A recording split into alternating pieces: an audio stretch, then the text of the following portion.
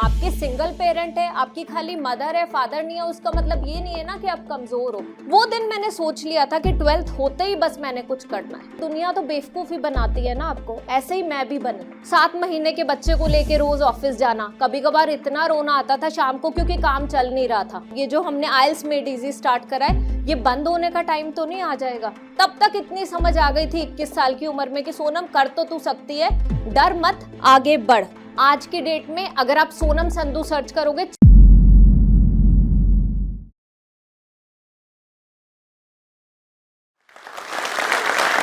मैंने बहुत लोगों को कहते हुए सुना है, अपना पैशन फॉलो करो, अपना पैशन फॉलो करो।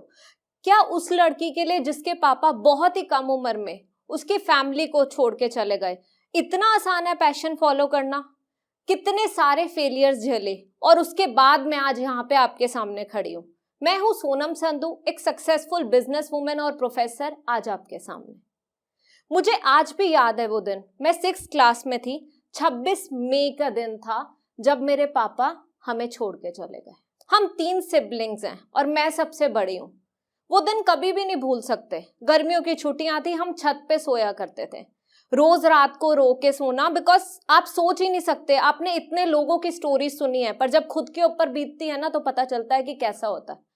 आप बड़े हो तो आपके ऊपर एक रिस्पॉन्सिबिलिटी है कि आपको अपने भाई बहन के लिए बैकबोन बनना है। तो मैं वो बैकबोन बनना चाहती थी, मैं लाइफ में कुछ करना चाहती थी। मेरा भाई उस टाइम खाली 5 साल का था और जैसा कि मैंने बताया मैं 6th में थी। 20 साल हो गए हैं आज उस बात को, पर वो दिन भूल नहीं सकते। वो टाइम बड़ा मुश्किल था। नेबर्स, रिलेटिव्स जो भी थे ना यार, पहले इतना प्यार करते थे, मिलने आते थे रेगुलरली, बट जब पापा चले गए तो ऐसा हुआ कि वो एक सिंपैथी दिखाते थे। वो ये करते थे जैसे हम किसी से कुछ कम है। आपके सिंगल पेरेंट है, आपकी खाली मदर है, फादर नहीं है, उसका मतलब ये नहीं है ना कि आप कमजोर हो। सिंपैथी मुझे कभी नहीं चाहिए थी। चाहे मैं सोनम खेतरपाल थी तब भी नहीं, आज मैं सोनम संधू हूं तब भी नहीं। इंडिपेंडेंट बनना चाहती थी मैं। तो इतना सोच लिया था, उनकी सिंपैथी ने ना मुझे मोटिवेट करा था कि कुछ करके दिखाना है यार सोनम, ऐसे नहीं रहना, अपने भाई बहन के लिए एग्जाम्पल सेट करना है। अगर मैं नहीं कर पाती ना वो चीज, मुझे पता है कि आज वो भी कहीं ना खड़े होते। उस चीज की वजह से मैंने ये मन बना लिया कि मैंने बेटर करना है, काफी लोगों से बेटर करना है। मुझे बस अपनी लाइफ में आगे बढ़ना है। और इट्स नॉट अबाउट पैसा कमाना, मेरे मन में था कि अपना एक वजूद कमाना है मुझे। और वो वजूद कमाने के लिए मैं बढ़ती रही आगे, रुकी नहीं अपनी लाइफ में। सो मुझे याद है मैं 12th क्लास में थी। एक ऑप्शन आया, मेरी किसी फ्रेंड ने मुझे बताया, प्रगति मैदान में अलग अलग कंपनी ना अपने इवेंट्स ऑर्गेनाइज करती है। आपने बस वहां पे सुबह से शाम तक जाना है और उनके प्रोडक्ट को बस आगे डिस्प्ले करना है। तो वो जो भी उनकी चीजें होती थी वो डिस्प्ले करनी थी, उन्हें बताना था, वो चीज मैं कर रही थी। वो करने में मुझे पहली जॉब के महज 1500 रुपए मिले। 3 दिन की जॉब थी, 9 बजे पहुंचना होता था, तो मैं सुबह 7:30 बजे घर से निकलती थी, शाम को 7-8 बजे आई, पर मैंने वो जॉब करी।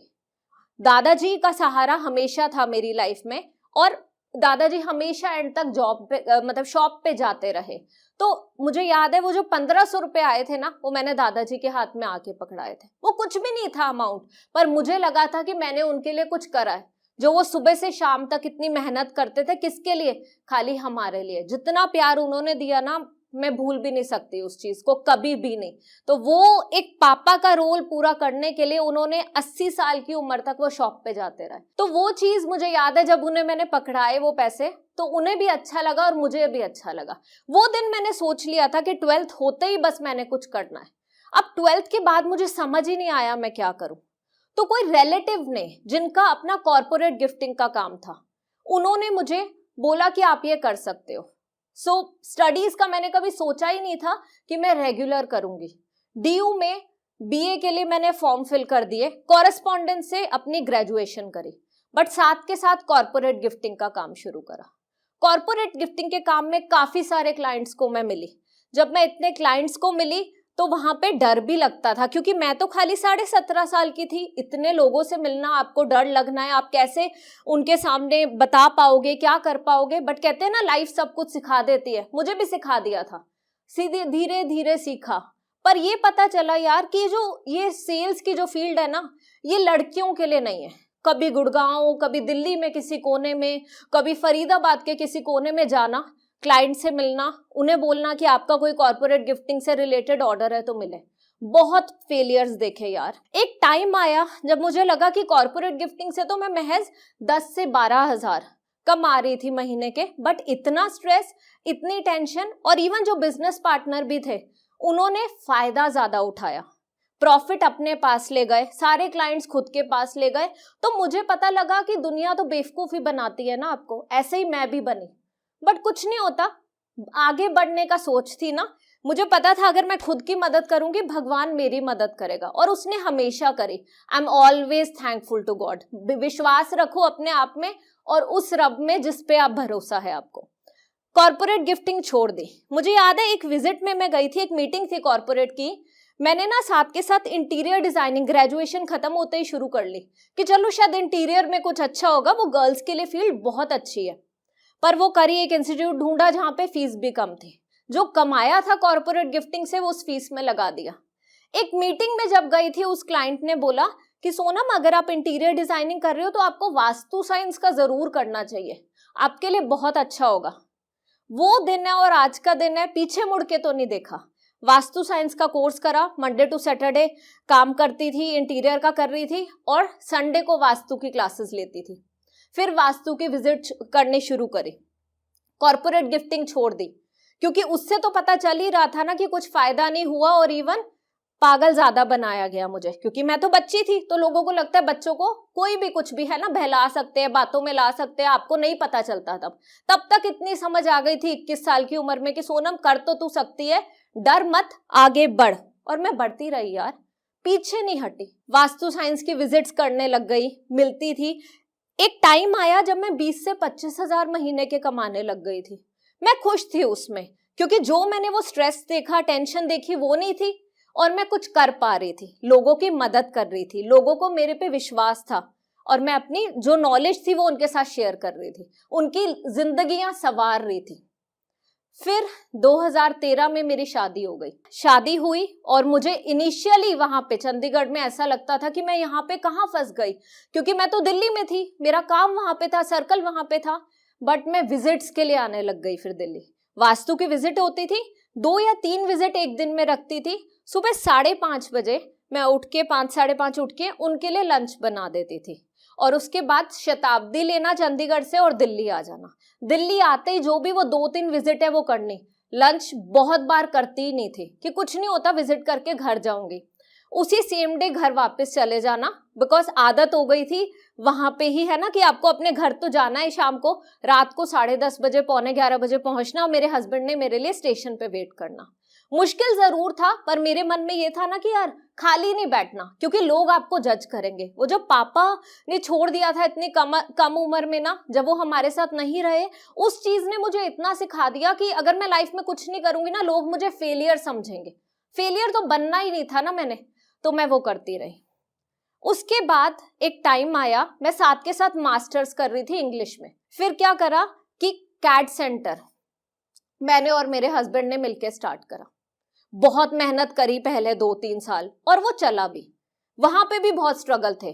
जीरकपुर का ऑप्शन था, मोहाली का ऑप्शन था। लकीली हमें मोहाली वाला कैट सेंटर मिला, वो स्टार्ट करा और वो चलने भी लग गया, लोग जानने लग गए, और पता लगा कि मेहनत करेंगे तो रिजल्ट आएगा। वहां पे भी मैं इंग्लिश पढ़ाना शुरू कर दिया मैंने बच्चों को, communication classes. Masters in English के बाद सीटी भी करी, वो भी कॉरेस्पॉन्डेंस। तो मेरी सारी पढ़ाइयाँ कॉरेस्पॉन्डेंस से ही हुई। बट इसका मतलब ये नहीं है कि मैं लाइफ में कुछ नहीं कर पाई हूँ, इसीलिए तो यहाँ खड़ी हूँ, और इंशाअल्लाह दोबारा भी आऊंगी। सो पॉइंट ये है कि कर सकते हैं हम, हमारे मन में बस क्या चाहिए, एक जज्बा चाहिए। वो पैशन था मन में। कैट सेंटर चला। फिर एक ब्रेक आया 2017 में।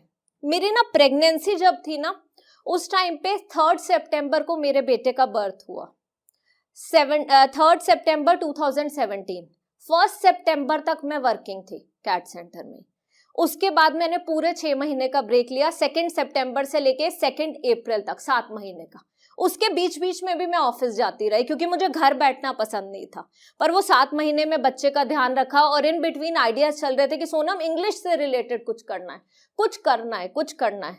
फिर स्टार्ट करा आइल्स पढ़ाने का, और वो जब स्टार्ट करा 2 अप्रैल को, बहुत मुश्किल था। लोगों को लगता है ना कि बड़ी सक्सेसफुल है, बस वीडियोस डाली सक्सेसफुल हो गई। यार उससे पीछे की जर्नी देखो। समर 7 महीने का था। एक रूम पूरे ऑफिस में, एक रूम में समर होता था, बाकी के एरिया में ऑफिस, रिसेप्शन, उससे पहले समर का रूम और उसके बाद क्लासेस।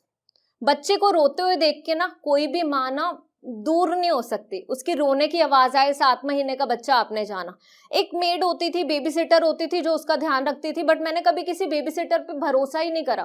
कर ही नहीं सकती ना कोई भी माँ, क्योंकि मन में तो होता है ना कि उसने खाना खाया कि नहीं खाया, दूध पिया कि नहीं पिया।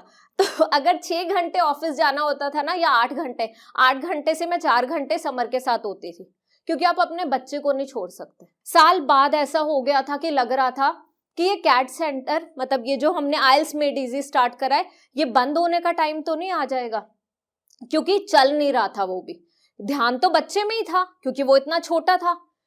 बस सोच लिया था कि अब अगर नहीं चला 2 महीने और, डेडलाइन दे दी थी अपने माइंड में कि बंद करना पड़ेगा। फिर कहते हैं ना, कोई भगवान बन के आपकी लाइफ में आता है, God help those who help themselves. ये मेरे लाइफ का वो है। बस सिंपल यही सोच के आगे बढ़ना है। किसी ने एडवाइस करा कि आप इतना अच्छा पढ़ाते हो ना, किसी स्टूडेंट ने, कि आप यूट्यूब पे कुछ वीडियोस डालो। तो वीडियोस डालनी शुरू करी, पढ़ाना शुरू करा।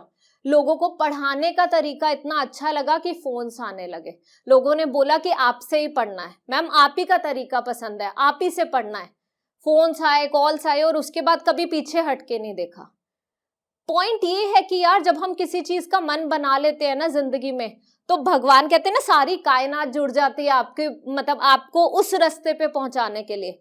तो यही हुआ मेरे साथ भी। करना मैं चाहती थी, पता मुझे था। 7 महीने के बच्चे को लेके रोज ऑफिस जाना, कभी कभार इतना रोना आता था शाम को, क्योंकि काम चल नहीं रहा था। पर सब कुछ भगवान ने दिया। वो स्ट्रगल की वजह से आज मैं यहाँ खड़ी हूँ। आज की डेट में अगर आप सोनम संधू सर्च करोगे, 400 से भी ज्यादा वीडियोस आपको मेरी दिखेंगी, जिसमें मैं इंग्लिश पढ़ा रही हूँ, आइल्स पढ़ा रही हूँ। तो बस कर लिया। और कर किसकी वजह से लिया? उस ऊपर वाले की वजह से, और अपने पैशन की वजह से। तो यार ये मत सोचो कि कोई आपका मजाक बना रहा है। आपकी सिंगल पेरेंट है तो आप कुछ कर नहीं सकते, ऐसा कुछ नहीं है। मैं आपके सामने खड़ी हूँ। खाली मम्मी, दादाजी जरूर उन्होंने पूरा सहारा दिया, पर पापा नहीं थे। पर कुछ नहीं होता ना यार, अपने लिए नहीं, अपने छोटों के लिए करो। अगर मैं ना करती तो मेरी सिस्टर भी ना कर पाती, मेरा भाई भी रुल जाता, जो कि खाली 5 साल का था। तो आप जो कर रहे हो ना, अपने लिए नहीं कर रहे, अपनी फैमिली के लिए कर रहे हो। और अगर आज आप यहाँ पे हो तो आपकी फैमिली बहुत खुश होती है आपको देख के। तो प्लीज रुको मत। बहुतों की लाइफ में कुछ ना कुछ ऐसा हुआ है, आगे बढ़ते रहो, कुछ ना कुछ करते रहो। जो मैं आज हूं ना, लोग सोनम संधू को अगर जानते हैं तो वो स्ट्रगल्स की वजह से जानते हैं। They have seen me like this, मुझे ऐसे देखा है, पर उन्हें नहीं पता कि मेरी लाइफ में क्या क्या हुआ है। बचपन से मैंने कितने स्ट्रगल्स फेस करे हैं। मुझे पता है बहुत सारी लड़कियां ये वीडियो देख रही है। यार आपकी लाइफ में भी कुछ ऐसा हुआ होगा। यार पीछे नहीं हटना कभी भी। ये सोचो कि यार मैंने करा, आप भी कर सकते हो। कुछ भी मुश्किल नहीं है। पैशन और जोश की वजह से चाहे कितने भी फेलियर्स आए मेरी लाइफ में, मैं यहाँ पे खड़ी हूँ, मैं सब कुछ कर पाई। तो बस अपने मन में यही 2 चीजें रखो, एक पैशन और एक जोश। आपकी लाइफ में कितनी भी मुश्किलें आई है, आप हर एक मुश्किल पार कर सकते हो, अगर आपके मन में वो पैशन है, अगर आपके मन में वो जज्बा है। करो और करके दिखाओ। ये कहानी तो हमने सुन ली, और अब हमने ये भी डिसाइड कर लिया कि हम एक कदम लेंगे अपनी पर्सनल ग्रोथ की तरफ जोश स्किल्स के साथ। पर जोश स्किल्स ऐप एक्चुअली चलती कैसे है, इसके अंदर क्या है, चलो 1 मिनट में जल्दी से ये देखते हैं। सबसे पहले नीचे दी गई पिन्ड कमेंट की लिंक पर क्लिक करें और इससे जोश स्किल्स ऐप डाउनलोड करें। डाउनलोड करने के बाद हम इस लैंडिंग पेज पर लैंड होंगे। यहाँ पर अपनी बेसिक इन्फॉर्मेशन भरें। इसके बाद आप जोश स्किल्स ऐप के इंग्लिश के साथ साथ सारे कोर्सेज एक साथ देख सकते हैं, from personality development, personal finance to business, सारे कोर्सेज। पर चलिए पहले इंग्लिश कोर्स एक्सप्लोर करते हैं। इंग्लिश कोर्स के अंदर हमें basic grammar, vocabulary, reading, writing, ये सब की थ्योरी तो मिलती ही है। ये प्री रिकॉर्डेड लेक्चर्स होते हैं, तो आप अपनी कन्वीनियंस के हिसाब से इन्हें कभी भी देख सकते हैं। इसके बाद आता है मोस्ट ऑफ द स्टूडेंट्स का favourite feature, which is practice with partner feature. यहाँ पर हम एक्चुअली अपने ही जैसे जो स्टूडेंट्स के साथ इंग्लिश बोलने की प्रैक्टिस कर सकते हैं। क्योंकि सामने वाला भी आप ही की तरह एक इंग्लिश लर्नर है, तो कोई आपका मजाक नहीं उड़ाएगा। और वो माहौल जो हमें अपने गांव, शहर, स्कूल, कॉलेज में नहीं मिल पाया, वो इस फीचर के थ्रू हमें मिल रहा है। इसी तरह हर दिन 15 मिनट प्रैक्टिस करके वो स्टूडेंट्स जो बिल्कुल ज़ीरो इंग्लिश जानते थे, हिंदी मीडियम, मराठी मीडियम से पढ़े हुए थे, आज 15 मिनट आराम से किसी से भी कॉन्फिडेंटली इंग्लिश में बात कर पाते हैं। ये सब डेली प्रैक्टिस की वजह से। तो चलिए अभी अपनी पर्सनल ग्रोथ की तरफ पहला स्टेप लेते हैं, जोश स्किल्स ऐप डाउनलोड करके। नीचे दी हुई लिंक पर क्लिक करें, ऐप डाउनलोड करें और आज ही से सीखना शुरू करें। जोश टॉक्स अब स्पॉटिफाई एक्सक्लूसिव पॉडकास्ट है, जिसके साथ जोश टॉक्स की सभी कहानियाँ ऑडियो फॉर्मेट में अपलोड होंगी केवल स्पॉटिफाई पर। और हाँ, अगर आपको ये वीडियो अच्छी लगी तो आप जोश टॉक्स पॉडकास्ट को फॉलो कर सकते हैं और सुन सकते हैं ऐसी कई प्रेरणादायक कहानियाँ सिर्फ स्पॉटिफाई पर।